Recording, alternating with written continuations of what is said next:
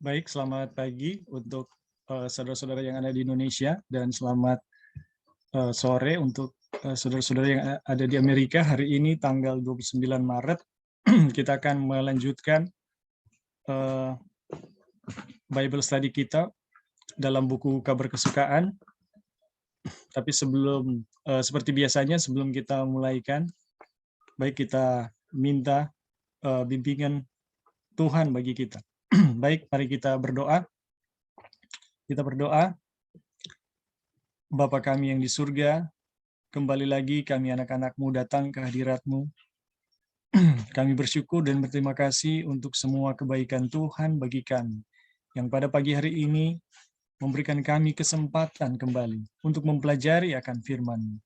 Terima kasih Tuhan, terima kasih untuk kesempatan yang begitu indah yang Tuhan berikan bagi kami. Saat ini Tuhan, kami akan mempelajari akan firman-Mu.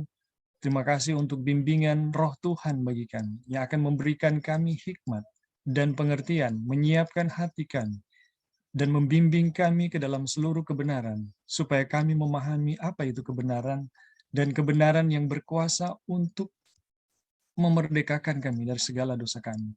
Terima kasih Tuhan, berkati kami semua dalam Bible Study ini, memberkati jaringan internet selama proses Zoom berlangsung, dan memberkati juga saudara-saudara kami yang lain yang belum sempat terhubung dengan kami. Terima kasih Tuhan, kami mau serahkan Bible Study kami ke dalam tangan-Mu. Inilah doa kami, dalam nama Yesus kami sudah berdoa. Amin.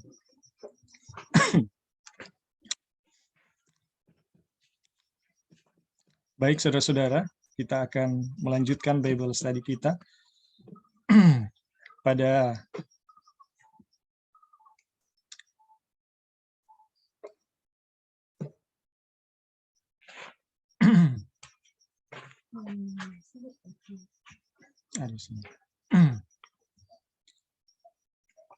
Jadi pada saat ini kita akan melanjutkan Bible Study kita. Kalau pada waktu yang lalu, minggu yang lalu, kita telah mempelajari mengenai akibat dari Injil yang palsu. Akibat dari Injil yang palsu itu telah menyebabkan jemaat Galatia telah kembali kepada perbudakan mereka yang lama, ya, kepada kebiasaan-kebiasaan mereka yang lama dalam menyembah berhala. Jadi ajaran palsu itu tidak akan membawa kita kepada kebenaran, tetapi sebaliknya, ya, membalikkan kita dari kebenaran kepada keadaan-keadaan yang berdosa, ya, keadaan-keadaan yang berdosa yang lama sebelum kita mengenal Injil. Jadi bahaya sekali, ya, ajaran palsu dan pekerjaannya di dalam diri seseorang, ya.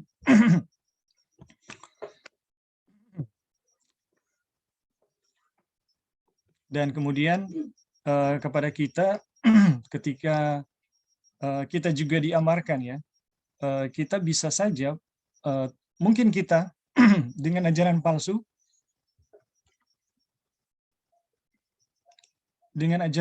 mungkin tidak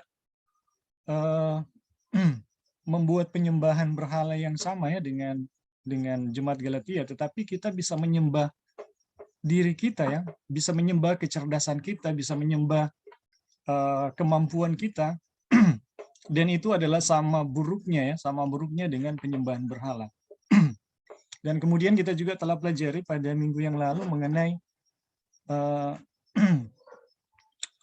orang-orang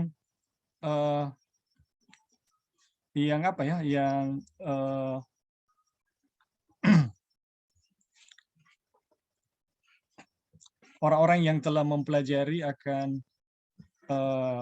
yang bukan mempelajari, ya, yang telah melakukan pelayanan tetapi lupa bahwa pekerjaan yang dia telah lakukan itu adalah pekerjaan Tuhan, maka yang terjadi adalah dia bisa menjadi tersinggung, ya, atau marah. Dan itulah yang menyebabkan penganiayaan di jemaat pada gereja jemaat mula-mula, ya, pada jemaat mula-mula, penganiayaan di abad permulaan. Semua itu lupa gara-gara mereka lupa bahwa yang mereka lakukan itu adalah pekerjaan Tuhan, dan mereka telah mencampurkan firman Tuhan dengan pendapat mereka, ya. Makanya mereka tersinggung. Jadi orang-orang yang merasa bahwa pekerjaannya bukanlah pekerjaan mereka, tapi adalah pekerjaan Tuhan, dan apa yang mereka katakan adalah murni firman Tuhan, yang terjadi adalah mereka ketika ditentang, itu tidak akan tersinggung, atau kalau tidak diterima itu tidak akan merasa marah atau tersinggung, ya, ketika mengalami penolakan dari orang-orang yang mendengarkan pekabaran mereka. Itu adalah ciri orang-orang yang sadar akan dirinya bahwa dia cuma bejana, dia cuma saluran, ya, dan apa yang dia ucapkan adalah murni sepenuhnya firman Tuhan. Tapi ketika itu dicampurkan dengan pendapat sendiri, lupa bahwa pekerjaannya adalah pekerjaannya sendiri, pekerjaannya adalah pekerjaan Tuhan, dia berpikir adalah pekerjaannya, maka yang terjadi dia akan marah dan tersinggung. Dan kalau kita lihat sejarah, itulah penyebab penganiayaan di abad-abad permulaannya, penyebab penganiayaan. Oke, kira-kira seperti itu yang kita telah pelajari pada minggu yang lalu. Sekarang ini kita memasuki satu judul yang baru, ya, kuasa dalam kelemahan. Maaf. Kuasa dalam kelemahan. Kamu tahu bahwa aku pertama kali telah memberitakan Injil kepadamu oleh karena aku sakit pada tubuhku. Dari pernyataan-pernyataan insidental dalam surat ini kita dapat dengan mudah mengumpulkan sejarah pengalaman saudara-saudara Galatia dan hubungan Paulus dengannya. Setelah ditahan di Galatia oleh kelemahan fisik, dia mengkhotbahkan Injil dalam demonstrasi roh dan kuasa, sehingga orang-orang melihat Kristus disalibkan di antara mereka dan menerima dia, dipenuhi dengan kuasa dan sukacita Roh Kudus. Sukacita dan berkat mereka di dalam Tuhan disaksikan secara terbuka, dan akibatnya mereka menderita banyak penganiayaan, tetapi mereka anggap tidak ada artinya. Paulus, meskipun penampilannya tidak menarik, diterima sebagai utusan Tuhan sendiri karena kabar gembira atau kabar kesukaan yang dia bawa. Begitu tinggi mereka menghargai kekayaan kasih karunia yang telah dibukakannya bagi mereka, sehingga mereka dengan senang hati memberikan mata mereka sendiri untuk memenuhi kekurangannya. Semua ini dirujuk agar orang-orang Galatia dapat melihat atau diingatkan, ya. Semua ini diingatkan agar orang-orang Galatia dapat melihat dari mana mereka telah jatuh, sebagaimana mereka mempertimbangkan ketandusan mereka saat ini. Dan agar mereka mengetahui bahwa rasul itu tidak memihak dalam memberikan perhatiannya kepada mereka, atau tidak memperhitungkan dirinya, ya, dalam memberikan perhatiannya kepada mereka. Dia memberikan kebenaran kepada mereka sekali dan mereka bersuka cita karenanya. Tidak mungkin dia menjadi musuh mereka karena dia terus mengatakan kebenaran yang sama. Jadi saudara-saudara, kita lihat, ya, di sini. Paulus mengkhotbahkan Injil dalam demonstrasi dan kuasa, sehingga orang-orang melihat Kristus disalibkan di antara mereka dan menerima dia, kemudian dipenuhi dengan kuasa dan sukacita Roh Kudus. Jadi bagaimana kita memberitakan Injil kemudian bisa membawa orang melihat kepada Yesus? Itu ternyata enggak dalam pengalaman Paulus kita melihat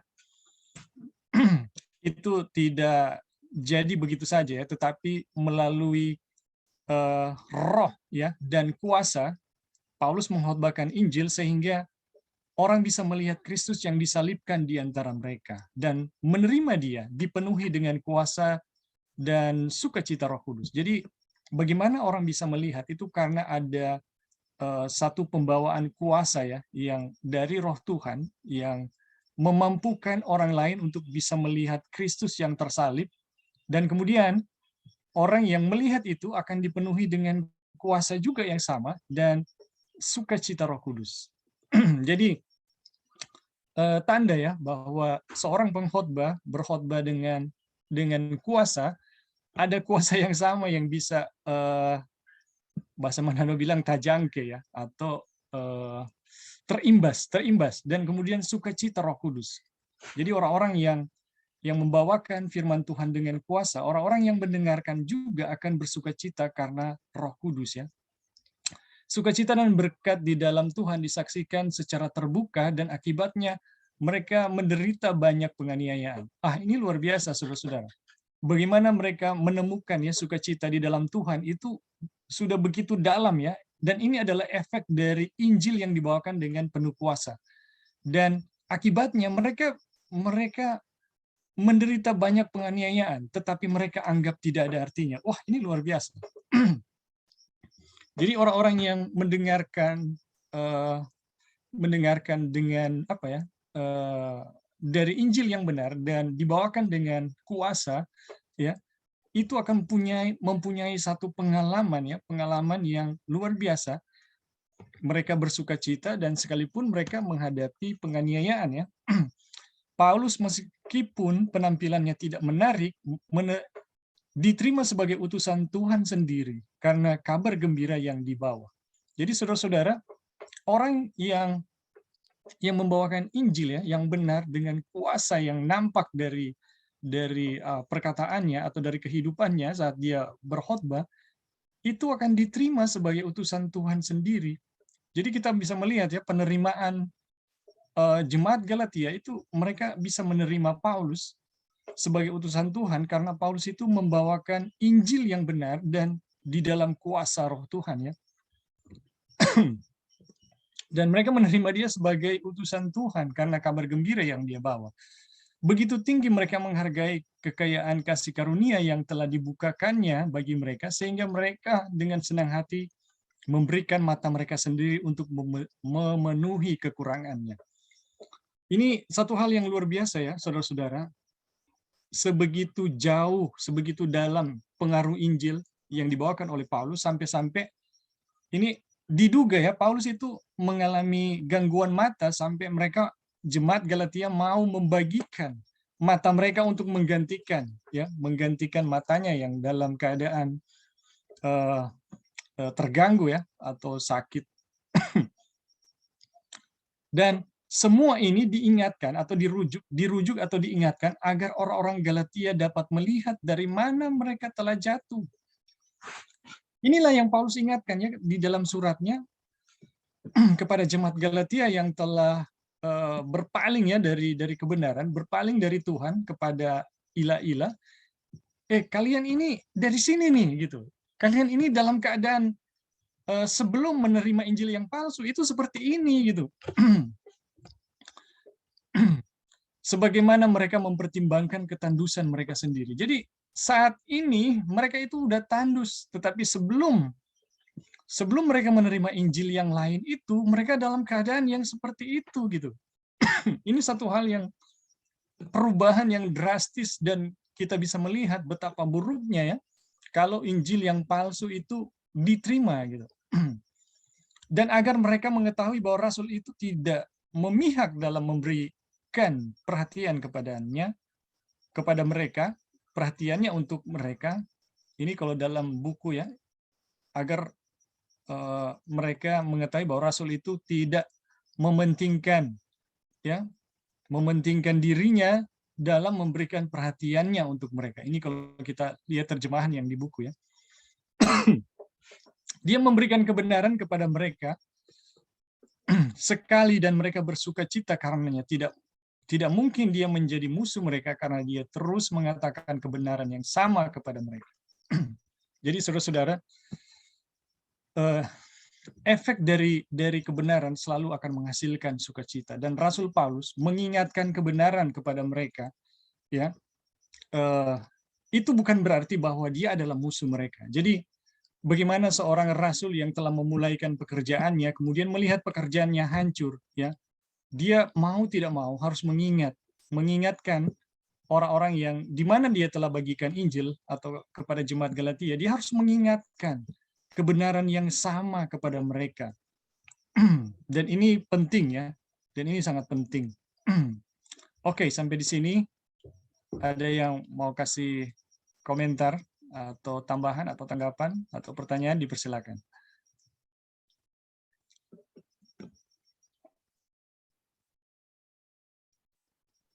Ya, lebih. Ya, silakan Joy. Jadi kita lihat ya kondisi sebelum dan sesudah itu. Di sesudah sebelumnya itu mereka kalau kita lihat itu mereka sangat menolong Paulus, apalagi kan dalam kondisi Paulus yang matanya waktu dia mendapat Tuhan menampakkan diri kan itu cahayanya itu sampai membuat dia hampir buta ya. Jadi kita lihat di situ di mana waktu orang-orang Galatia menerima Injil yang dari Paulus itu, kita bisa lihat ada satu kasih persaudaraan di situ, ada sampai mereka pun dianiaya. Jadi itu adalah dampak dari Injil yang benar yang mereka terima. Terus kemudian pas mereka mendapatkan Injil yang palsu, ya keadaannya terbalik begitu. Mereka sudah kembali ke dalam penyembahan berhala karena mereka orang Galatia kan bukan orang Yahudi ya di situ. Jadi keadaan mereka sebelumnya, dan kemudian kalau kita lihat bisa saja ya keadaan mereka malah jauh lebih buruk daripada keadaan sebelumnya. Kenapa? Karena mereka sudah tahu kebenaran terus menolak kebenaran itu gitu. Sama dengan menyelipkan Tuhan Yesus, dan ya itu yang orang diskusi waktu lalu, bahwa kalau orang mau mengabarkan Injil itu memang betul-betul harus sangat hati-hati di dalam doktrin yang kita bawakan, make sure ini adalah Injil yang benar begitu, karena di Wagner bilang kita nggak tahu orang-orang itu end up-nya mau di mana gitu.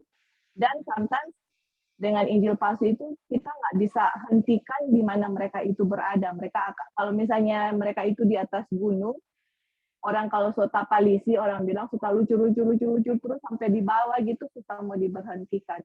Itu Injil, itulah dampak dari Injil palsu yang buat kita sendiri memang setelah mempelajari ini ya, memang betul-betul buat saya pribadi itu harus mengerti Injil yang benar, karena bisa saja kita sungguh-sungguh mengabarkan Injil, tapi ternyata salah dan pengaruh ke orang lain malah bisa saja kita sadar dan bertobat dengan kita kesabaran, tapi orang yang dengar kita nggak tahu kan, bisa saja mereka terima kembali ke I don't know what, mereka endingnya kemana. Jadi memang harus sungguh-sungguh dan betul-betul mengerti. Dan yang waktu lalu kita bilang pun, kalau memang ada kesalahan yang kita buat di dalam publik dalam mengabarkan Injil, kita harus confess di publik itu, dan ini adalah kesalahan, dan harus kasih tahu kesalahan di mana, kebenarannya di mana, supaya orang-orang bisa mendengar. Karena yang terjadi kepada jemaat Galatia yang orang pelajari selama ini sampai detik ini sangat memprihatinkan gitu. Ya, oke, thank you, Bing. Ya, baik. Terima kasih untuk Sister Joy. Jadi memang mesti berhati-hati ya, karena dengan apa yang kita beritakan, karena jangan sampai orang disesatkan, orang lain dirugikan atau disesatkan. Mungkin masih ada lagi yang lain. Halo, Bing. Ya, Brother Eric, silakan. Oke, baik, terima kasih. Jadi selamat pagi waktu Tondano, dan senang sekali boleh kembali bergabung di diskusi ini. Jadi memang Injil itu adalah kebenaran yang Tuhan berikan. Kemudian itu memberikan jaminan keselamatan ya, atau bisa dikatakan jaminan kepastian keselamatan. Jadi ketika Injil itu disampaikan, maka orang akan memiliki, ketika mereka mendengar dan kemudian menerima, mereka akan memiliki jaminan kepastian itu. Cuma memang Injil itu kan memang dari dulu dia memiliki lawan atau memiliki ajaran-ajaran yang pada prinsipnya menentang Injil itu sendiri. Dan memang itu ada dari sana ketika Injil itu kemudian diberitakan dari Paulus kepada jemaat Galati, kemudian ada apa itu ajaran-ajaran yang kemudian menjadi penentang Injil. Memang ajaran-ajaran itu adalah ajaran yang juga adalah kebaikan, yang mengajarkan tentang apa itu juga prinsip-prinsip ya, prinsip-prinsip yang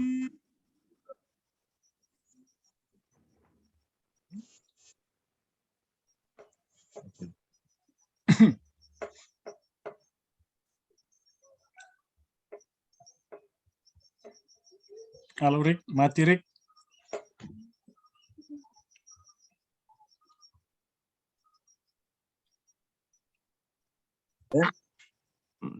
Halo Rick. Halo? Tadi sempat hilang. Ya, ada yang telepon, Oke. Jadi memang lawan dari Injil juga adalah ajaran-ajaran yang mengajarkan kebaikan, tapi memang yang membedakannya adalah ajaran-ajaran itu adalah ajaran-ajaran yang berpusat pada sesuatu yang lain ya, kemanusiaan atau kuasa-kuasa yang kekuatan yang tidak berpusat kepada Kristus. Itu prinsipnya. Dan memang ketika Injil ini kemudian disampaikan kepada mereka yang memegang ajaran yang merupakan penentang dari Injil itu sendiri, ya, memang itu memerlukan memerlukan peperangan. Nah, bahasanya seperti itu ya, memerlukan peperangan. Dan memang bagian dari peperangan itu orang memang harus siap. Kemudian orang juga harus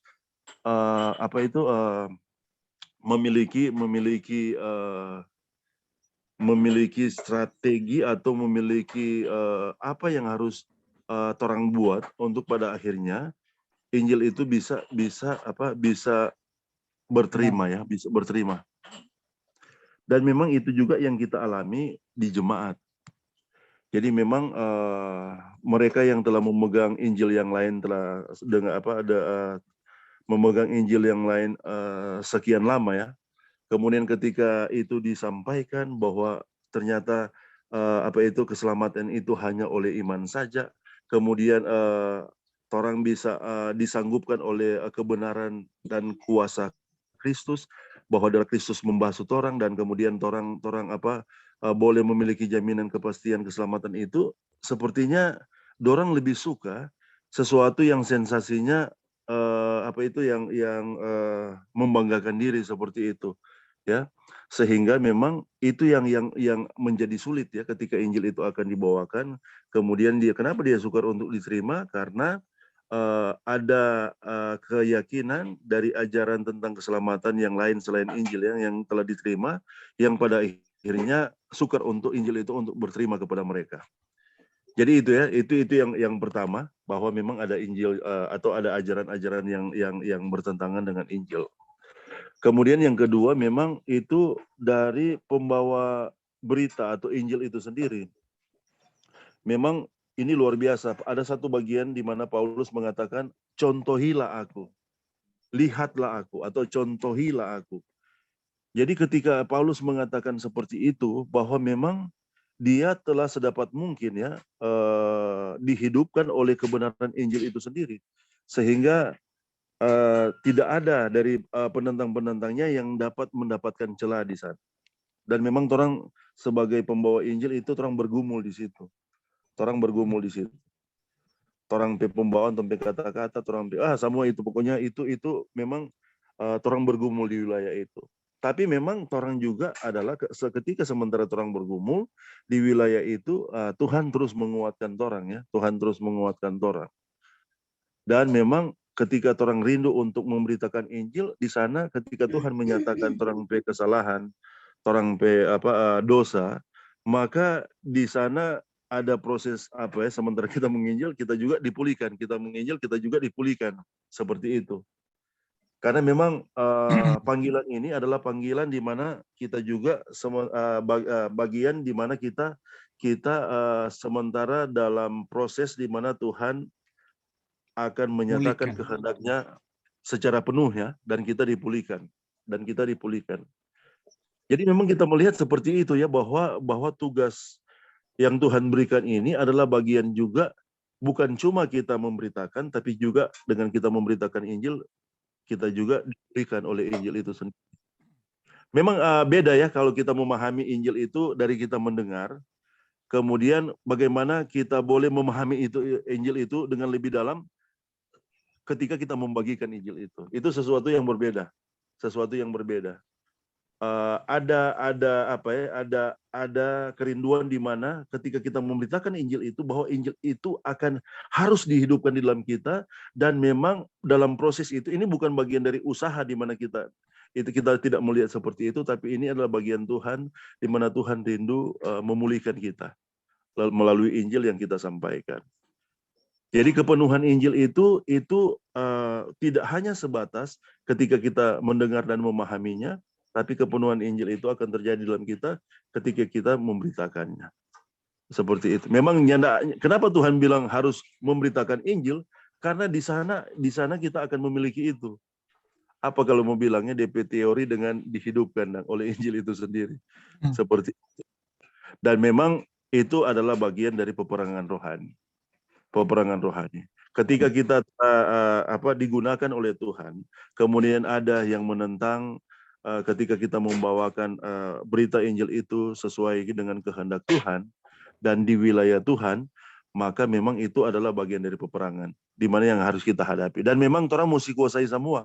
Kalau kita melihat bahwa roh dari ajaran itu sendiri, orang mesti fight, orang mesti hadapi, dan orang mesti memahami, belajar dan memahami prinsip ya ajaran dari ajaran-ajaran yang menentang Injil itu sendiri. Kalau dulu kan ada Hellenism ya, ajaran pandangan-pandangan Yunani, ada Judaism ya, ada Gnosticism. Nah, ini kan semua ajaran-ajaran yang pada prinsipnya menentang Injil. Nah, setidaknya orang harus melihat ya prinsip dasarnya atau dasar pemikirannya. Kemudian ketika kita akan membawakan berita Injil dari sudut pandang mereka bisa melihat, dan kemudian pada akhirnya mereka bisa menyadari bahwa apa yang mereka yakini itu adalah suatu kesalahan atau ketidakbenaran. Tapi memang itu adalah bagian dari peperangan rohani. Oke, Bing, itu mungkin yang bisa ditambahkan. Terima kasih. Baik, terima kasih Brother Eric. Jadi betul sekali ya. Penginjilan diberikan Tuhan supaya kalau bahasa roh nubuat kita bisa mengalami tabiat Kristus. Kita bisa menghayati tabiat Kristus. Jadi tabiat Kristus di dalam kepenuhannya itu akan menjadi bagian kita saat kita pergi menginjil atau mengikuti teladan Yesus dalam melakukan pekerjaan Tuhan. Dan memang ada tantangan ya, tantangan yang berat sekali ketika kita melakukan pekerjaan Tuhan. Dan definisi saya adalah kalau mau nginjil itu berarti kita perang. Jadi kalau mau perang, saudara-saudara, kita tahu bersama ya, kalau kita nggak kuat, ya pasti akan dapat serangan balik. Nah, ketika serangan balik terjadi, apakah kita siap ya? Kita siap untuk menghadapi serangan-serangan balik. Dan memang ini harus diperhitungkan ya, harus diperhitungkan karena memang penginjilan itu mirip ya, peperangan. Kita memasuki areal musuh dan mau mengambil warga dari kekuasaan musuh ya. Ini nggak mudah, saudara-saudara. Dan ketika kita melakukan itu, kita juga dapat pengalaman ya, pengalaman mengambil bagian dalam tabiat Kristus. Karena Yesus adalah penginjil sejati dan dia telah memberikan teladan kepada kita untuk bagaimana menyikapi atau bagaimana mengikuti menjadi seorang penginjil yang sejati. Baik, apa masih ada lagi? Sebelum kita lanjut, kita akan lanjut ya. Oke, kalau sudah tidak ada kita lanjut ya. Tetapi masih ada lagi dalam referensi pribadi ini. Kita tidak boleh memikirkan bahwa Paulus memohon simpati pribadi ketika dia merujuk ya, dia mengingatkan pada penderitaannya atau ketidaknyamanan besar yang dia alami. Jauh dari itu, ya. Jadi Paulus mengingatkan pengalaman ini, saudara-saudara, bukan untuk memohon simpati kepada jemaat Galatia, ya, atas penderitaan atau ketidaknyamanan yang besar yang dia alami. Jadi jauh dari itu, ya. Tidak sesaat pun dia melupakan tujuan yang dia tulis, yaitu untuk menunjukkan bahwa daging tidak ada gunanya, tetapi bahwa segala sesuatu yang baik, tetapi segala sesuatu yang baik berasal dari Roh Allah, dari Roh Kudus Allah. Jadi, kenapa Paulus mengingatkan pengalaman jemaat Galatia, ya? Pengalaman jemaat Galatia. Ini bukan mau memohon belas kasihan kepada mereka, ya, atau memohon simpati kepada mereka, tetapi Paulus mau tunjukkan di sini bahwa daging tidak ada gunanya, tetapi bahwa segala sesuatu yang baik berasal dari Roh Kudus Allah. Jemaat Galatia, ya, jemaat Galatia telah dimulai dengan roh. Paulus secara alamiah bertubuh kecil dan tubuhnya pun lemah dan menderita penderitaan khusus ketika dia pertama kali bertemu dengan mereka. Namun, terlepas dari ketidakberdayaannya yang sesungguhnya, dia mengkhotbahkan Injil dengan kekuatan yang begitu besar, sehingga tidak ada yang bisa gagal untuk melihat bahwa ada kehadiran yang nyata, ya, meskipun tidak terlihat, hadir bersamanya. Injil itu bukan dari manusia, tetapi dari Allah. Dan itu diberitahukan kepada mereka, itu tidak diberitahukan kepada mereka oleh daging, dan mereka tidak berhutang budi kepada daging atas berkat apapun yang telah mereka terima. Betapa butanya, betapa gilanya bagi mereka untuk berpikir dan menyempurnakan, ya, dengan upaya mereka sendiri apa yang tidak dapat dimulai oleh apapun kecuali kuasa Allah. Sudahkah kita mempelajari maaf, sudahkah kita mempelajari pelajaran ini? Jadi saudara-saudara, dari pengalaman jemaat Galatia, ya, ketika Paulus mengingatkan bagaimana mereka di dalam menerima Injil, pengalaman mereka yang begitu luar biasa, ya. Ini Paulus bukan mau memohon, ya, simpati kepada mereka atau belas kasihan kepada mereka, tetapi Paulus mau menunjukkan kepada mereka, ya, bahwa daging sama sekali atau perbuatan daging sama sekali tidak ada kekuatan sama sekali, ya, tidak berdaya sama sekali. Dan di sini dikatakan betapa butanya dan betapa gilanya bagi mereka untuk berpikir, untuk menyempurnakan dengan upaya mereka sendiri apa yang tidak dapat dimulai oleh apapun kecuali kuasa Allah. Jadi mereka itu lemah, ya, hidup di dalam dosa. Dan daging itu lemah, ya, tidak bisa berbuat apa-apa. Bagaimana mungkin, ya, bisa menambahkan sesuatu yang Tuhan telah mulai? Ya, bagaimana mungkin bisa memperlengkapi sesuatu yang Tuhan telah buat? Itu tidak mungkin, ya, saudara-saudara. Jadi pengalaman Paulus, ya, dalam meyakinkan jemaat Galatia, dalam membawakan Injil kepada jemaat Galatia, itu telah sampai pada taraf yang begitu luar biasa, dan Paulus mengingatkan hal tersebut supaya jemaat Galatia bisa lihat dari mana mereka telah jatuh, ya, dan bagaimana keadaan mereka itu, dan mau menunjukkan kepada mereka apapun yang mereka lakukan untuk menambah sesuatu yang Tuhan telah mulai, itu tidak mungkin, ya, itu tidak mungkin. Jadi saudara-saudara, jika Tuhan telah mulai sesuatu yang baik di antara kita, ya, dengan kuasa Roh Tuhan, ya, Tuhan juga yang akan bekerja dan akan menyelesaikan pekerjaan itu oleh kuasa yang sama, yaitu dari Tuhan saja. Oke, sampai di sini. Ada yang mau kasih tanggapan, komentar, atau pertanyaan, boleh dipersilakan. Ya, silakan. Halo. Ya, silakan, Rick. Oke, baik, terima kasih. Jadi memang ini ketika bahasa atau kata daging ini dimunculkan, ini adalah kata yang berbeda dengan apa itu pengertian daging yang dijelaskan di dalam Galatia 5 mulai ayat 19 ya, bahwa itu bukanlah bukanlah perselisihan, bukanlah pertengkaran, atau bukanlah sesuatu yang mengekspresikan sifat kelemahan kemanusiaannya. Tapi yang kita lihat ini adalah daging yang menjelaskan human ability ya, kesanggupan manusia yang bisa digunakan untuk melakukan kehendak Tuhan atau melakukan hukum. Kemudian manusia mengandalkan itu ya, manusia mengandalkan itu. Nah, itu yang pada akhirnya dikatakan oleh Paulus bahwa memang human ability itu atau kesanggupan manusia itu sama sekali sesungguhnya nyandak berguna, tidak bermanfaat ya bagi keselamatan.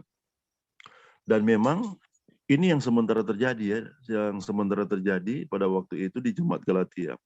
Mereka mencoba itu mengandalkan kemanusiaan, kesanggupan mereka sebagai manusia, kebaikan mereka sebagai manusia, ya, atau bisa juga dikatakan jasa-jasa mereka sebagai manusia, dan mereka boleh dibenarkan kemudian memperoleh keselamatan olehnya.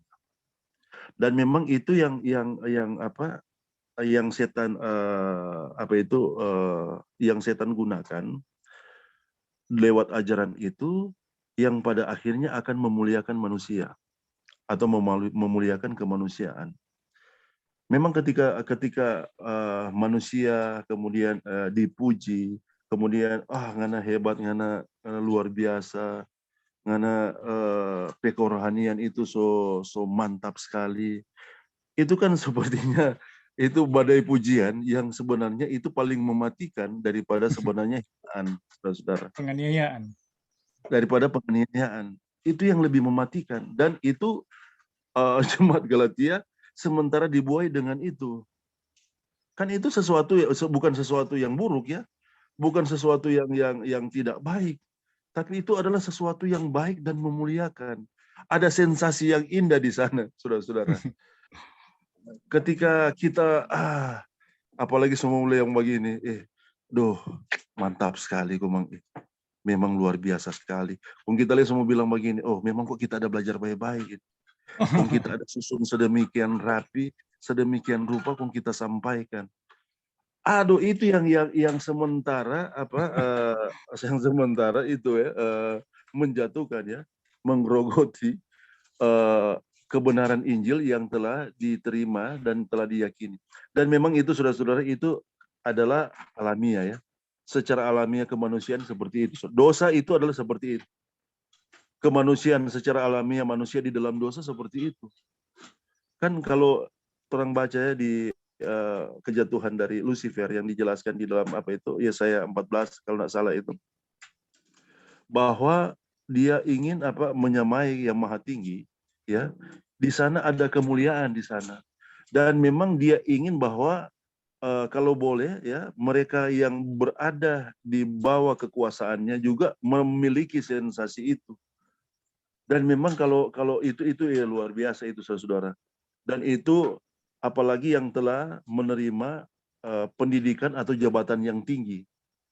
Kong siapa itu jemaat dia dorang babakalaya di jemaat itu karena memang dari ujian seperti ini. Kalau bukan kita kok ini gereja nak mau jadi. Kalau bukan kita kok ini saudara ini atau keluarga ini nak mau jadi Advent. Kalau bukan kita pada akhirnya ini yang membuatkan jemaat bertengkar, kemudian ada perselisihan di sana. Jadi memang ini daging yang ini secara halus setan berikan, kemudian pada akhirnya jemaat Galatia itu berpusat pada kemanusiaan mereka, pada kekuatan mereka, kemudian pada akhirnya itu yang menyebabkan buah dari kedagingan itu ya, perselisihan, sifat-sifat yang dihasilkan seperti itu. Jadi memang orang juga bergumul di situ, orang terus bergumul di situ. Tapi memang ketika Roh bekerja, ya orang mungkin kita percaya, bukan mungkinnya kita percaya bahwa orang telah mengalami itu. Ya, sensasi di dalam Tuhan, ya, sensasi yang kudus, sensasi yang benar.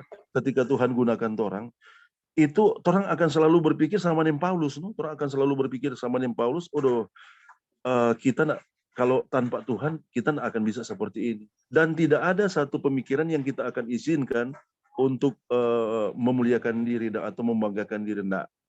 Bahwa kita hanya sebagai bejana, sebagaimana yang disampaikan oleh Joy tadi. Jadi memang akan terus seperti itu, akan berlanjut dan terus seperti itu. Dan ketika Tuhan gunakan dalam prinsip kebenaran Injil itu, luar biasa. Pada akhirnya segala sesuatu itu akan diarahkan, akan ditujukan kepada Tuhan.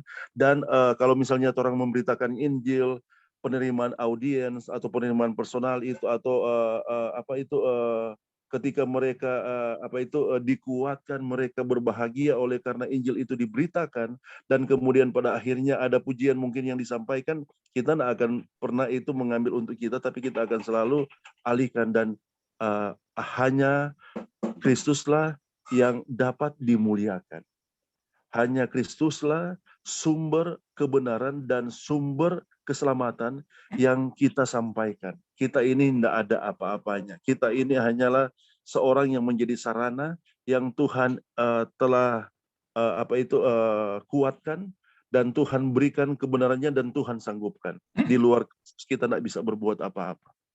Jadi itu yang kesadaran itu yang akan tetap terjaga, dan memang ketika itu terjadi, itu luar biasa, saudara-saudara, bahwa kuasa Roh Kristus itu akan bekerja, dan kemudian akan menghasilkan sesuatu yang besar, ya, hal-hal yang besar yang akan terjadi, dan kita akan tetap menjadi bejana yang akan dimana menjadi tempat kemuliaan, harta kemuliaan kebenaran itu lewat Injil kebenaran Kristus itu dinyatakan seperti itu. Jadi memang itu yang akan terus terang gumuli,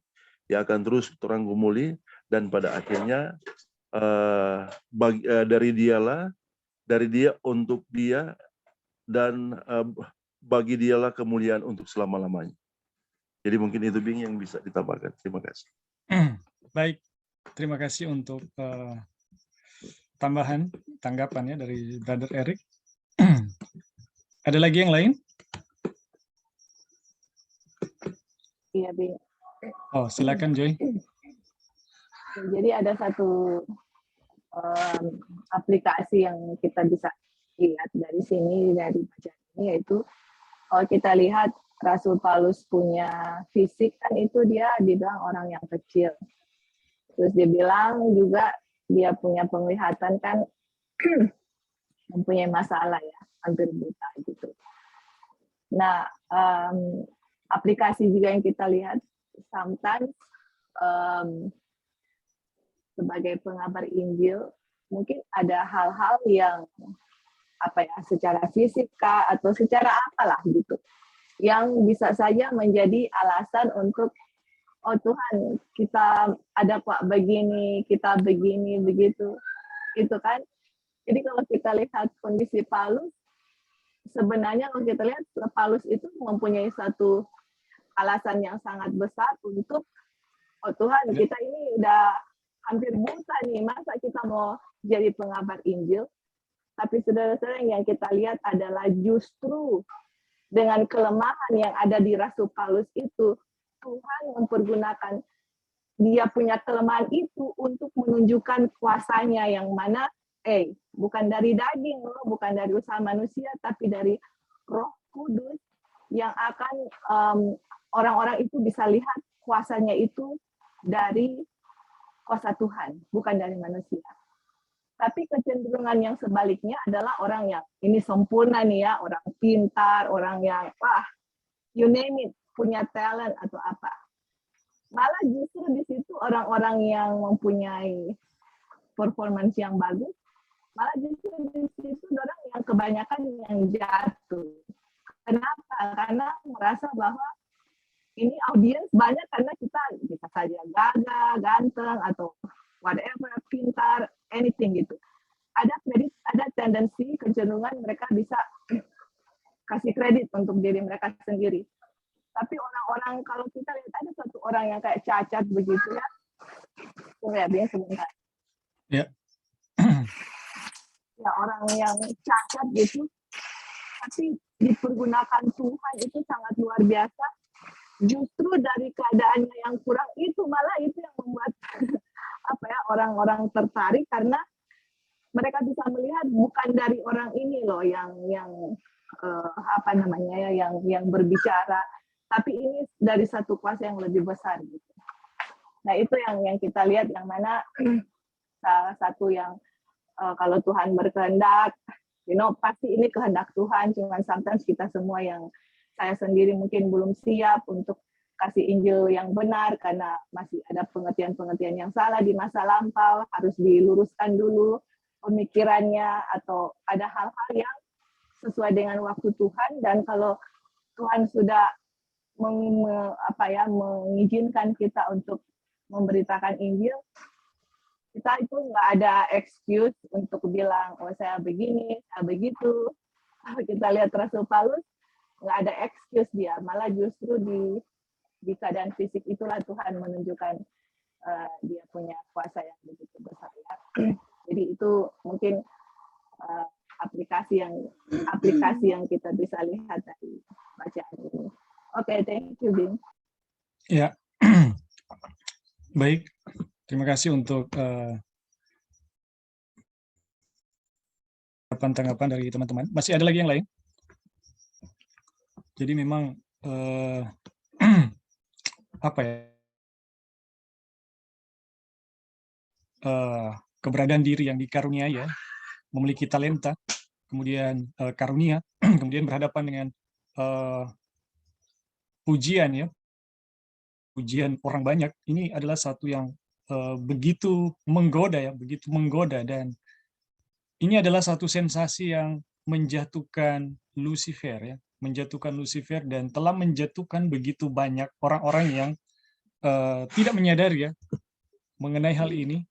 Dan budaya kita juga, budaya kita ya, masyarakat kita, budaya kita itu dibentuk oleh sensasi yang seperti ini. Pola berpikir mulai dari kita kecil sampai besar, semuanya kita memberi penghargaan yang tertinggi terhadap apa yang dimiliki atau apa yang didapatkan, atau nilai-nilai kemanusiaan yang apa ya, yang tinggi ya. Pendidikan, kecerdasan, kekayaan ya, kekuatan, kuasa, itu adalah nilai-nilai yang mendapatkan penghargaan yang sangat tinggi ya. Cantik, ganteng, ini nilai-nilai yang ditanamkan sejak kita dari kecil. Ini adalah sesuatu yang harus kita capai ya, harus kita miliki, dan ini membentuk perasaan-perasaan kita, membentuk pola perilaku kita, interaksi kita dengan sesama kita. Dan di dalam Injil ya, di dalam Injil ini semua dihancurkan, bertolak belakang gitu. Ketika kita mau memiliki satu kekuatan ya, satu kuasa dari Injil, ini betul-betul harus dihancurkan ya. Ini betul-betul harus dihancurkan atau ditiadakan untuk bisa bagaimana mengalami kuasa sepenuhnya dari Kristus ya. Kita harus memiliki apa yang dimiliki oleh pikiran Kristus ya.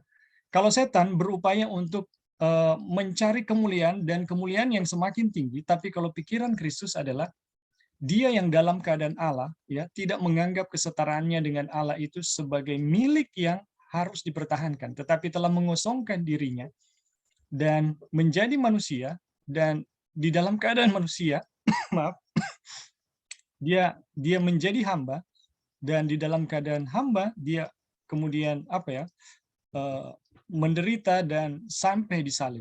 Itulah pikiran Kristus ya, bagaimana melepaskan kemuliaan yang sangat dirindukan oleh Lucifer. Jadi kalau Yesus lepaskan, tapi kalau Lucifer itu dia dambakan. Makanya saudara-saudara, nubuatan Mesias maaf, bagaimana anak Allah mau inkarnasi sebagai manusia, itu Lucifer tahu persis, sangat tahu. Tetapi Lucifer tidak percaya kalau Allah bisa seperti itu. Jadi buat Lucifer itu mustahil. Tapi Lucifer tercengang ya, kaget ketika Yesus inkarnasi, dia menjadi seorang manusia. Itu sesuatu yang menggetarkan dia. Wah, kok bisa gitu? Tapi itulah kenyataan dari Tuhan ya. Itulah kenyataan dari Tuhan yang memiliki pikiran yang berbeda dengan Lucifer atau setan. Baik teman-teman, Halo, terima Bin. kasih. Oh iya, silakan, Brother Eric. Oke, ada tambahan. Jadi memang ketika orang digunakan oleh Tuhan untuk memberitakan Injil, Injil itu kan berpusat kepada Kristus. Injil itu berpusat kepada Kristus. Kemudian ketika orang memberitakan Injil, ini bukan sesuatu yang kita berbicara dengan cara yang benar ya. Dengan cara yang benar. Dengan ketika kita memberitakan Injil dengan cara yang benar, maka mereka akan melihat Kristus,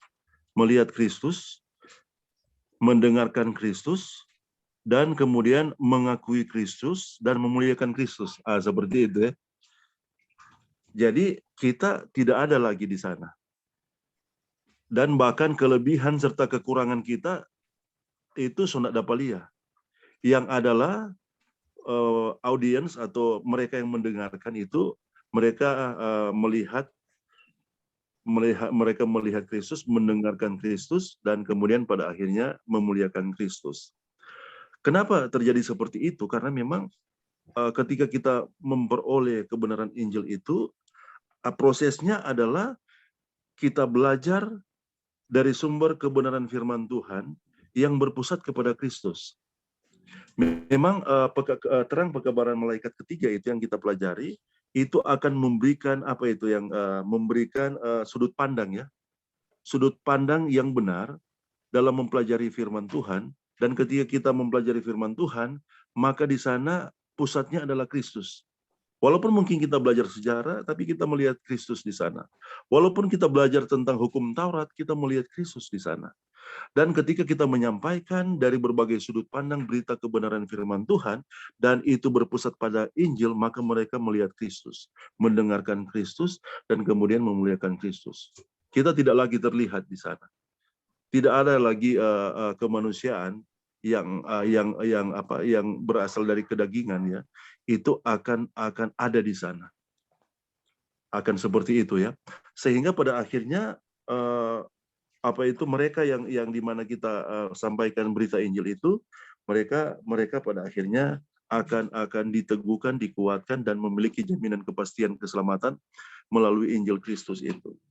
Dan memang itu berbeda ya, berbeda ketika kita memberitakan Injil itu yang bukan dari sudut pandang Kristus, yang pada akhirnya mereka tidak mendengarkan Kristus, dan kemudian mereka tidak memuliakan Kristus. Itu yang orang bisa lihat bahwa perbedaannya ketika kita menyampaikan kebenaran yang tidak berpusat pada Kristus itu sendiri. Dan memang itu yang mungkin ya orang pernah lewati, orang pernah alami ya.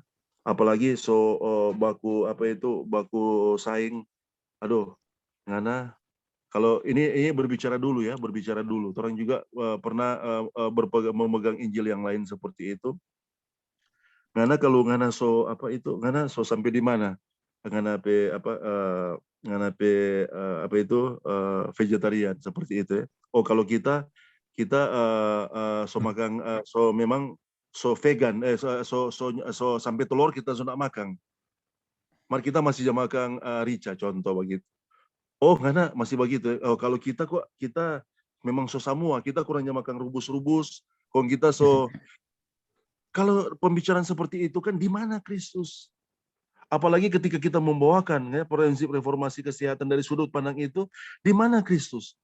Pada akhirnya kan yang ada adalah segala sesuatu berpusat kepada diri, bagi dirilah, dan untuk kemuliaan dirilah ya, ketika kita menyampaikan kebenaran itu.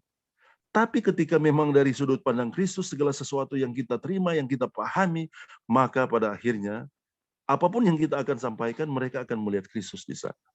Jadi seperti itu ya. Dan memang kedua sensasi di dalam Kristus dan sensasi yang dia itu sama-sama menyentuh ya. Kalau ada di wilayah otak itu ada di bagian sistem limbik ya, menyentuh ya sensasi, dan orang merasa bahwa luar biasa. Tapi sensasi kebenaran melalui kebenaran Injil itu memang dia berbeda. Memang kalau ada bahasa di bagian lain firman Tuhan kan, hikmat yang dari atas itu apa itu yang kalau bahasa Yakobus Murni. itu dia murni, kemudian damai, dan itu yang orang miliki. Tapi kalau yang satu nggak pernah puas dan nggak pernah penuh. Kalau apa itu yang yang tidak ya, berpusat kepada Kristus.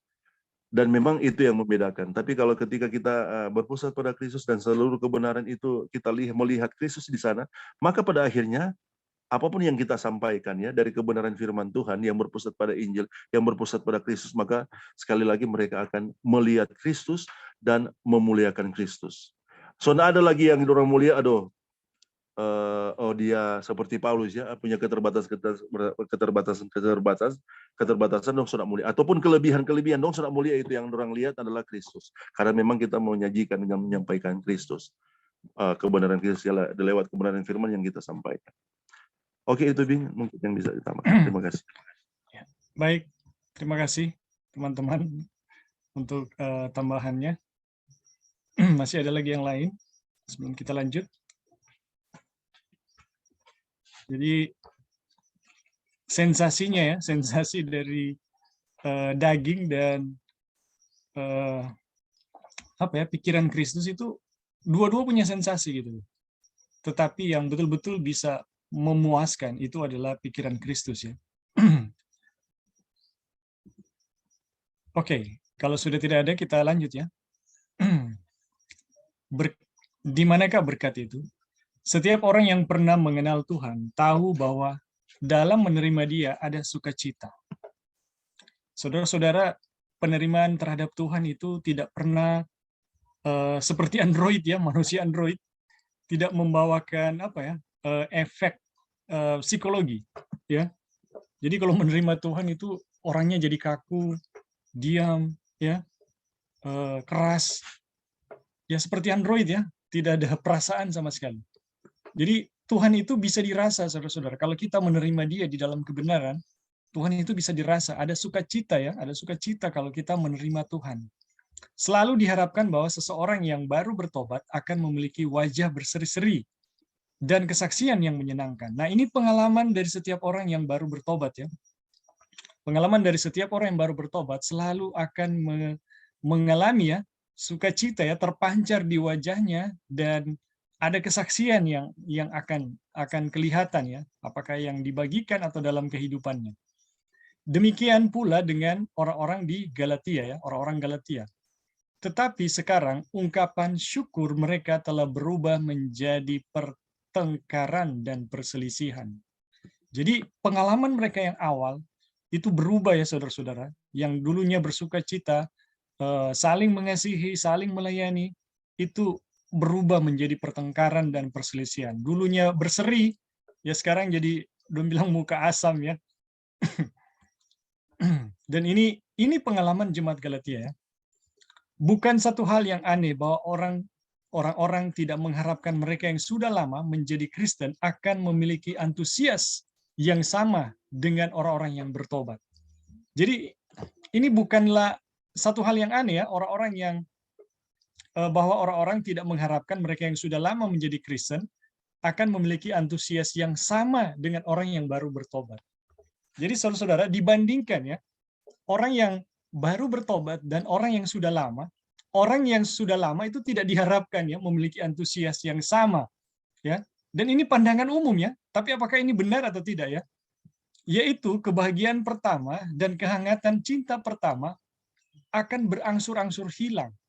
Demikian adanya ya, tetapi harusnya tidak demikian.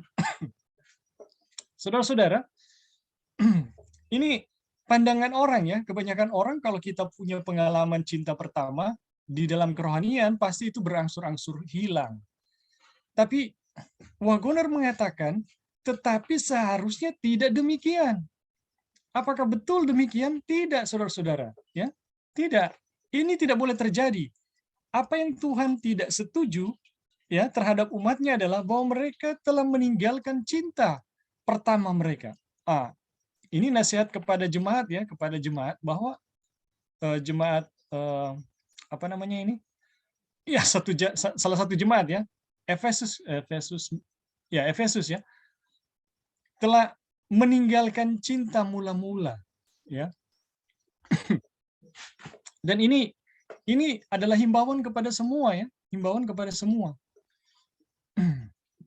Tetapi jalan orang benar itu seperti cahaya fajar yang kian bertambah terang sampai rembang tengah hari. Ya. Perhatikan bahwa ini adalah jalan orang benar, dan orang benar adalah mereka yang hidup oleh iman. Ketika manusia berpaling dari iman atau berusaha menggantikannya dengan perbuatan, terangnya padam. Ya. Saudara-saudara, ini penting sekali ya. Ternyata apakah orang yang baru bertobat dengan orang yang lama adalah wajar bagi orang yang lama untuk tidak sebersukacita, seantusias, sesemangat ya orang yang baru bertobat. Apakah orang lama itu tidak seharusnya seperti mereka? Seharusnya tidak demikian. Orang yang lama ya di dalam prinsip bahwa jalan orang benar itu seperti fajar yang kian bertambah terang sampai rembang tengah hari, seharusnya tidak demikian. Artinya, seharusnya orang yang sudah lama bertobat, seharusnya memiliki pengalaman yang lebih lagi dari orang yang baru bertobat ya, saudara-saudara. Perhatikan bahwa ini adalah jalan orang benar. Dan orang benar adalah mereka yang hidup oleh iman. Jadi saudara-saudara, ketika manusia berpaling dari iman atau berusaha menggantikannya dengan perbuatan, terangnya padam. Jadi jawabannya jelas ya.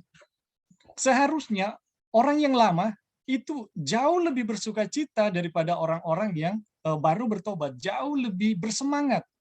Dan kenapa mereka tidak seperti itu ya?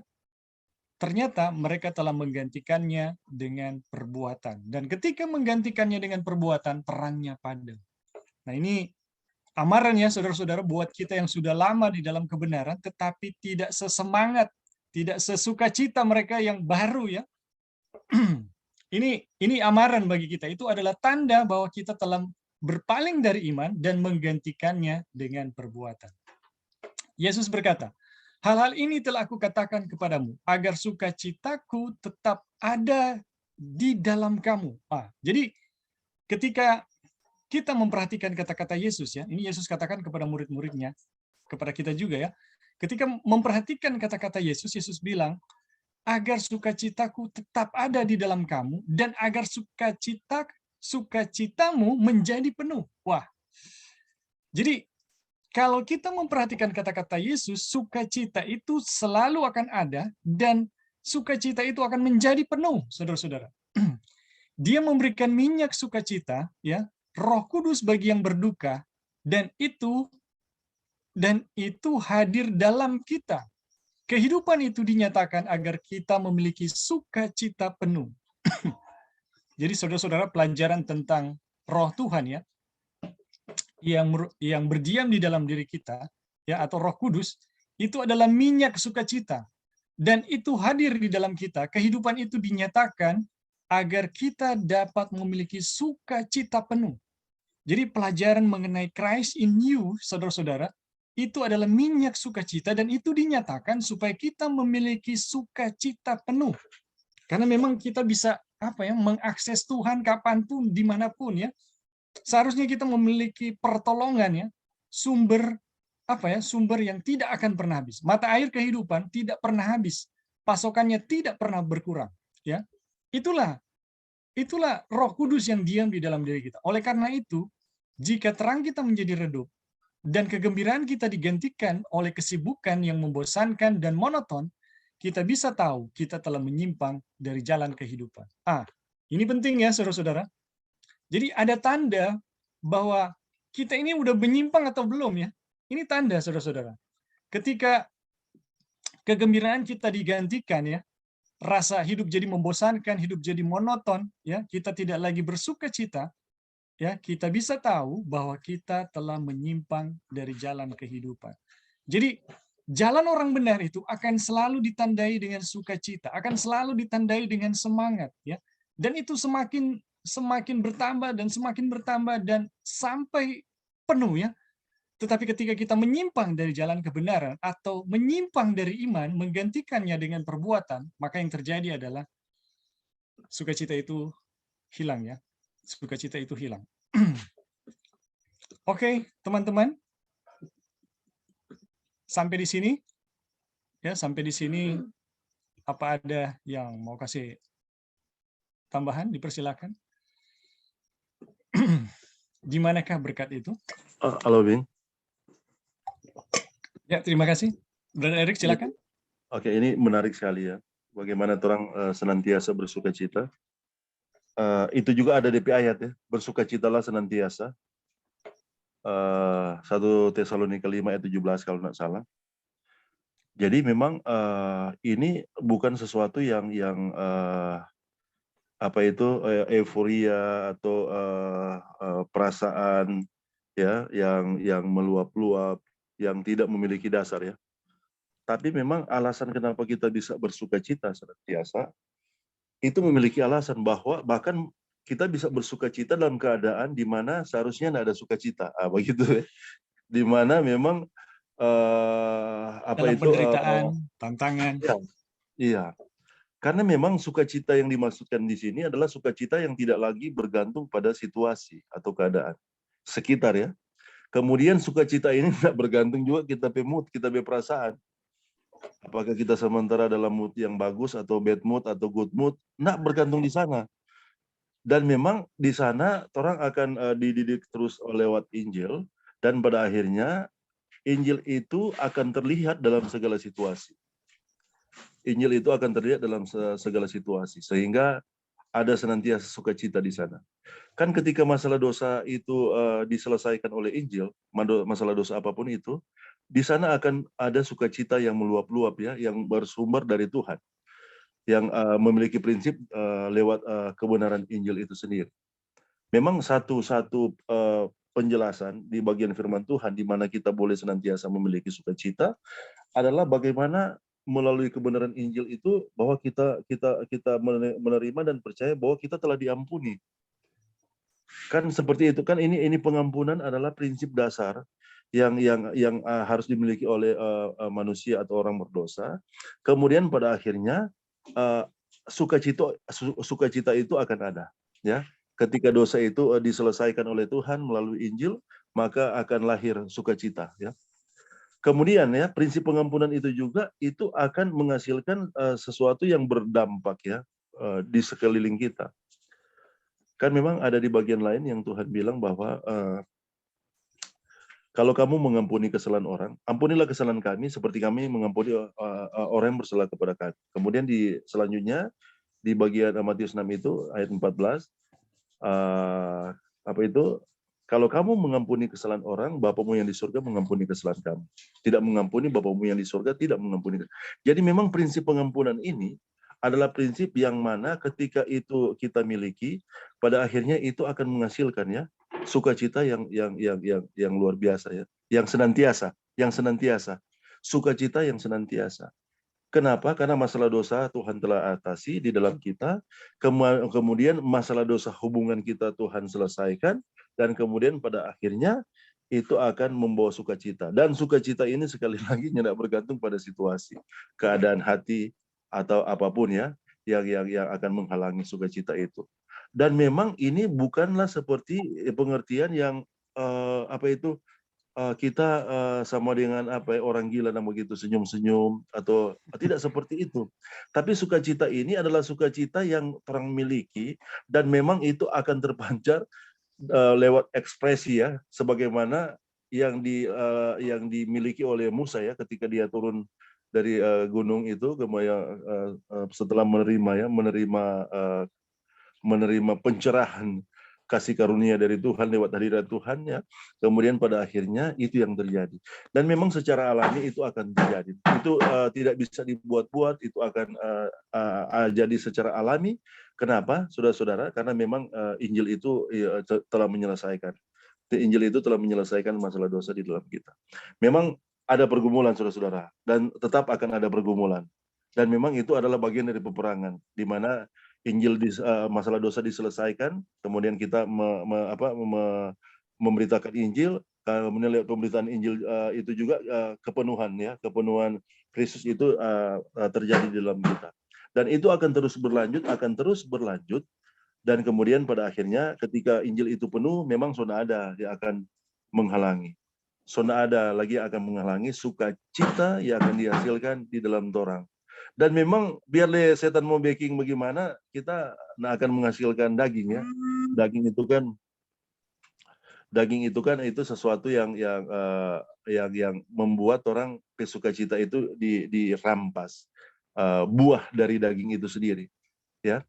Tidak akan dihasilkan. Tapi dalam segala situasi oleh Injil itu, oleh kuasa Kristus, oleh kebenaran Kristus, maka sukacita itu akan dihasilkan. Dan memang kalau di sini kan dibilang sumber tidak pernah habis.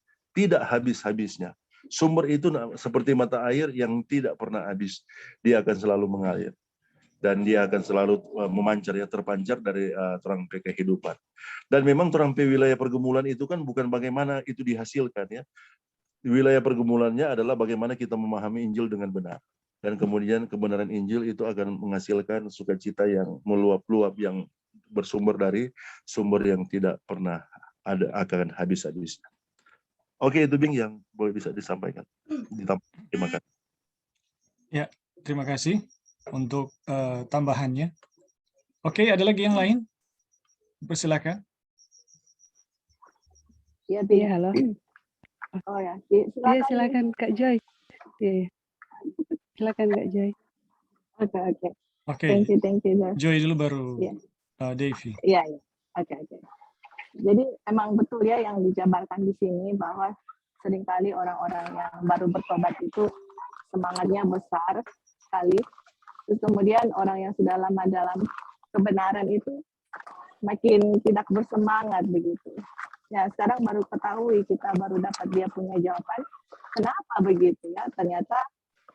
Ternyata bahwa di sini dibilang kalau kita berpaling dari iman atau berusaha menggantinya dengan perbuatan, terangnya itu akan padam gitu. Wah, ini tadi yang Ebing Badi itu memang statementnya sangat strong begitu.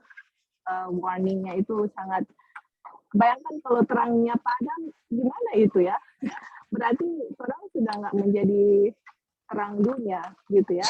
Karena ya kan di Matius 5:14 nggak jadi terang dunia, karena ini kita pikir-pikir perbuatan apa itu ya. Jadi yang kita pikirkan ini kan berhubungan dengan sukacita. Nah, kalau orang baca misalnya Roh Nubuat, Alkitab dan Roh Nubuat, kalau kita baca itu standar Tuhan itu sangat tinggi. Sometimes kita itu jadi discourage atau jadi putus asa karena kayak nggak bisa mau reach itu standar gitu. Saking tingginya gitu. Jadi kayak Tuhan ini something yang impossible ya untuk kita mau capai itu. Tapi dengan pekabaran ini kita harus mempunyai iman bahwa Tuhan Yesus tidak melakukan itu di dalam kita dan kita itu terima oleh iman gitu ya. Dan of course dengan kita menerimanya itu akan ada dia punya hasil yang akan kita lihat ya, ada hasil, dan kita tahu bahwa hasil itu adalah semuanya itu adalah pekerjaan Tuhan di dalam kita, bukan usaha kita gitu.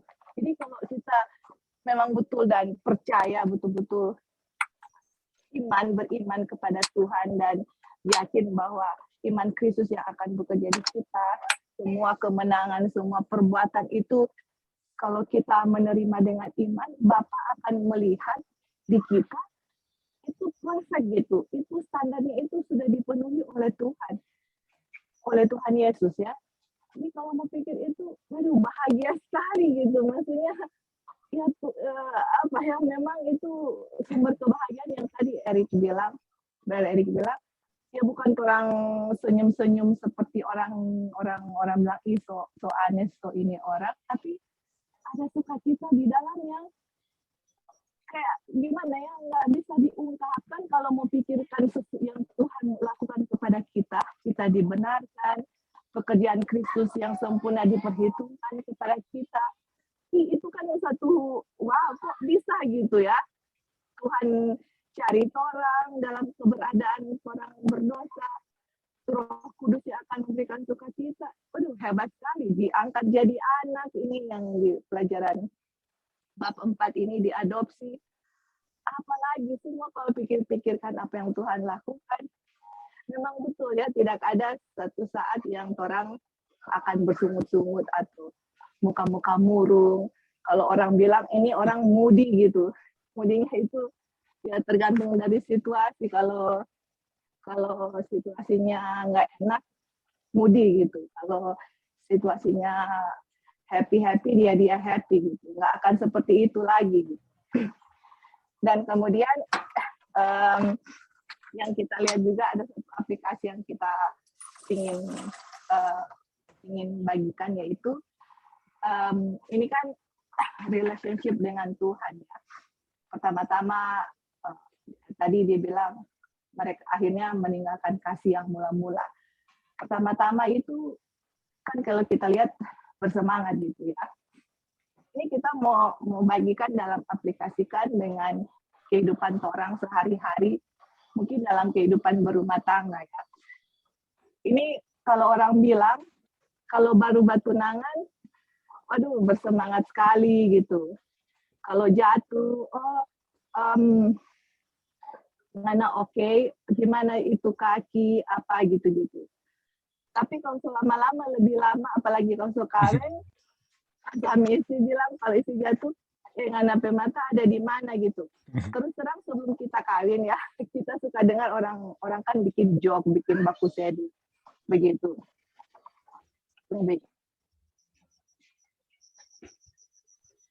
Jadi waktu kita dengar itu kita bilang, kalau ada situasi begitu sudah jangan usah kalian buat tunangan terus. Kalau mau kalian suami yang marah, forget about it. Sampai terpikir seperti itu ya.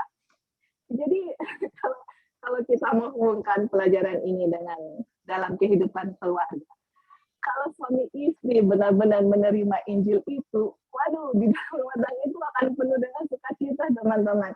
Itu kasih yang sejati itu kasih mula-mula yang dulu baru mulai itu akan terbina terus. Malah di Amsal 4:18 dibilang terangnya itu kan akan bercahaya sampai rembang tengah hari. Jadi kasih itu akan bertumbuh terus dengan adanya kehadiran Kristus sampai kalau orang-orang betul-betul menghidupi Injil ini ya. Mungkin jok-jok atau orang-orang punya baku sedu nggak ada begitu lagi di rumah tangga gitu. Jadi itu kan orang bikin joke, bikin baku sedu kan karena realitinya begitu ya. Semakin lama di rumah tangga, so nggak peduli istri di rumah so pakai baju apa, kalau dulu baru dating atau baru pacaran, make sure everything looks okay, ma'am, apalah gitu. So nggak ada semangat begitu di dalam rumah tangga yang membuat pasangan kita bahagia begitu ya. Jadi udah hilang begitu. Nah pertanyaannya di mana itu kasih gitu ya? Sama dengan kehidupan kekristenan, di mana itu kasih mula-mula? Ternyata hilang karena sudah digantikan dengan perbuatan. Di dalam kehidupan rumah tangga, di mana kasih yang berkobar-kobar begitu? Kalau misalnya Injil ini betul-betul dalam kehidupan kita sehari-hari, ada sukacita penuh, ada kasih Kristus, kita merasakan kasih Kristus, kita mau kasih Kristus itu dirasakan oleh anak-anak, suami dengan istri, itu akan terpancar. Dan yang betul Ellen White bilang, itu rumah tangga merepresentasikan heaven on earth, atau suasana di surga yang kita bisa rasakan walaupun kita masih di dunia ini gitu. Oke, Bi, mungkin itu yang bisa kita lihat dan dia punya aplikasi. Thank you. Ya, baik. Terima kasih Joy untuk tambahannya. Ini betul sekali ya. Seharusnya ketika itu diaplikasikan untuk rumah tangga itu seharusnya seperti pacaran terus gitu. Nah ini bagus sekali. Oke, Tadi ada Devi, bagaimana?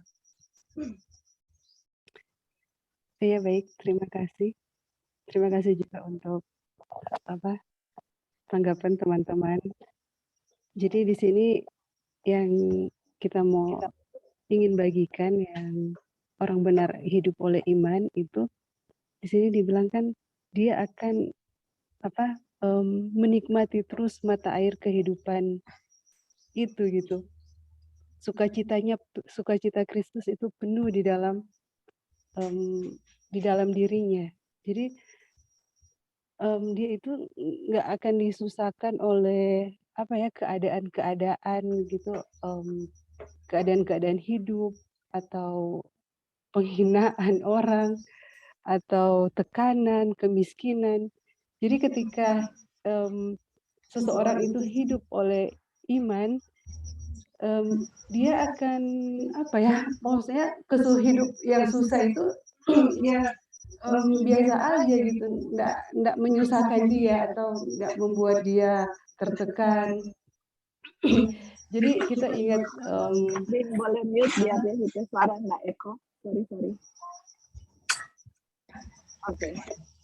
dan kita ingat juga yang cerita waktu yang yang dibakar dia terus sambil menyanyi. Kita rasa dia mengalami ini ya, fisiknya itu lagi sakit, tapi dia masih bisa menyanyi, dia bisa bersukacita, memaafkan, mengampuni orang-orang yang yang menyiksa dia. Jadi itu ya kita bisa melihat perbedaan mereka yang hidup oleh iman dan mereka yang hidup oleh perbuatan itu memang kalau perbuatan terangnya padam dan sudah banyaknya kesaksian bagaimana hidup oleh perbuatan itu benar-benar tidak ada terang itu seperti apa. Jadi mungkin kita bisa melihat seperti tadi yang saudara Ebing bilang, indikasi kalau kita lagi di dalam hidup oleh perbuatan dengan hidup oleh iman itu, kita bisa lihat kalau kita jadi tidak bersukacita, jadi susah kalau umpama dapat tekanan, dapat kemiskinan, mungkin kalau uang lagi banyak, aduh senang gitu, tapi mulai nggak ada uang gitu, mulai khawatir, susah pas jadi ada uang dan ganda itu mood-nya berbeda gitu. Itu kan, jadi bisa dilihat indikasi kalau kita masih hidup oleh iman atau hidup perbuatan dari itu juga ya, dari, ini ya, apakah kita masih masih sukacita Kristus itu tetap ada, hidup di dalam tekanan itu masih tetap kita biasa aja hidup di dalam tekanan, kita penuh dengan sukacita Kristus, terus kita masih terus minum air kehidupan itu, karena itu tidak pernah habis. Jadi ini sangat menguatkan sekali, sangat apa ya, jadi kita sekarang bisa, aduh kalau kita lagi susah ini tanda hidup dalam perbuatan ini, kita sudah menyimpang dari jalan hidup ini. Jadi ini sangat pelajaran ini, begitu menguat bisa bisa kita bisa melihatlah, keadaan kita berada di dalam jalan yang benar atau tidak gitu. Baik, itu aja, terima kasih.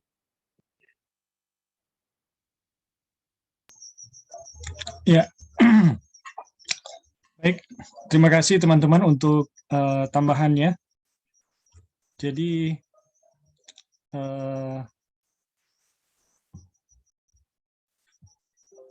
ini sukacita ini menjadi indikator ya, sukacita, perasaan damai, menjadi indikator bagi kita apakah kita hidup oleh iman atau perbuatan, berjalan di dalam kebenaran atau di dalam satu kesalahan ya. Ya kita tidak hidup oleh karena perasaan ya, bukan perasaan yang menuntun kita, tetapi bagaimana kita berjalan di dalam kebenaran ya, bagaimana kita hidup oleh kebenaran itu akan sangat dipengaruhi ya, akan menghasilkan perasaan-perasaan yang positif ya. Ada sukacita di situ, ada semangat, ada kedamaian. Nah ini menjadi indikator apakah kita ini berjalan dalam kebenaran, berjalan oleh iman, atau berjalan di dalam kesalahan, atau tidak lagi hidup oleh iman atau hidup oleh perbuatan. Jadi saudara-saudara, pelajaran kita sampai di sini ya, pelajaran kita sampai sini. Ini menjadi pelajaran yang sangat baik bagi kita bahwa sekalipun dia bukan penuntun, tapi dia menjadi indikator, yaitu sukacita, damai sejahtera, dan semangat yang hidup, yang keluar dari kebenaran ya. Jadi terima kasih teman-teman untuk partisipasi dari pelajaran ini juga. Saya mengingat dulu di sini ada saudara Erik waktu mempelajari awal-awal ya pekabaran ini, ada teman-teman kami yang membawakan, dan saya merasa loh kok mereka ini seperti manusia android ya, nggak ada perasaan, nggak ada empatinya, nggak ada simpatinya gitu, nggak ada satu resonansi yang baik secara emosi yang saya bisa rasakan. Dan saya bertanya, apakah benar memang pekabaran itu demikian ya? Apakah kebenaran itu benar-benar demikian? Ternyata setelah mempelajari sendiri, ternyata bukan demikian ya. Apa yang mereka jalankan itu adalah sesuatu yang ternyata tidak diajarkan oleh pekabaran yang terdapat dalam buku kabar kesukaan ya. Jadi saya bersyukur dengan pelajaran Injil yang telah diberikan oleh Tuhan kepada kita ya. Saya bersyukur, dan itu memberi banyak sekali kekuatan ya, memberi banyak sekali sukacita, semangat ya, dan kedamaian yang memang dulu kita cari-cari gitu, dan tidak dapat, tapi semuanya itu didapat di dalam kebenaran Injil. Jadi puji Tuhan teman-teman untuk waktu di mana kita boleh belajar pada saat ini. Waktu kita udah selesai ya. Jadi terima kasih untuk partisipasi dari teman-teman, interaksi. Nanti kita akan lanjut pada Kamis atau Jumat ya. Kamis atau Jumat depan. Tapi kemungkinan hari Jumat teman-teman. Karena ada kesibukan yang kami lakukan. Nanti kita lanjut lagi ya di waktu yang akan datang. Jadi terima kasih, Tuhan memberkati kita semua. Dan di sini ada Brother Erik, apa boleh menutup kita di dalam doa?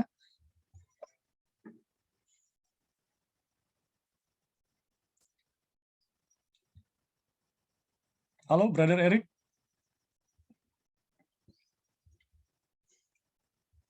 Apa bisa menutup perjumpaan kita saat ini dalam doa? Halo Bing. Ya, bagaimana? Boleh. Oke, baik. Aja, kita berdoa. Terima kasih. Bapa di sorga, terima kasih untuk kesempatan yang kembali Engkau berikan. Kami boleh dekat kepadamu melalui diskusi firman Tuhan. Dan terima kasih untuk setiap kebenaran yang boleh kami diskusikan dan kami pahami di dalam Tuhan. Dan kebenaran Injil itu akan dihidupkan dalam kehidupan kami. Dan pada akhirnya kami akan menghasilkan kehidupan yang seperti Kristus, yang akan terus memuliakan akan nama-Mu. Bapa, kami mau pasrahkan akan kehidupan kami pribadi dan keluarga kami masing-masing. Terima kasih Engkau terus bersama-sama dan memberkati kami di dalam pribadi Allah Roh Kudus.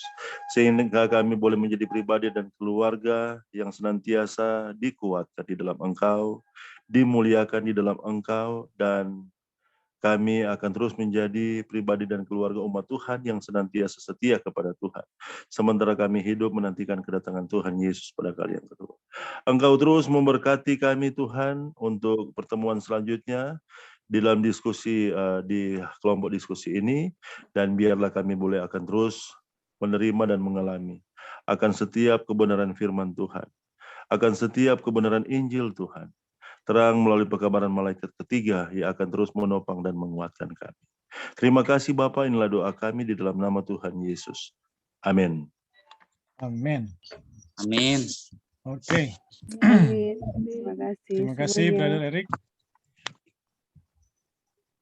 Terima kasih.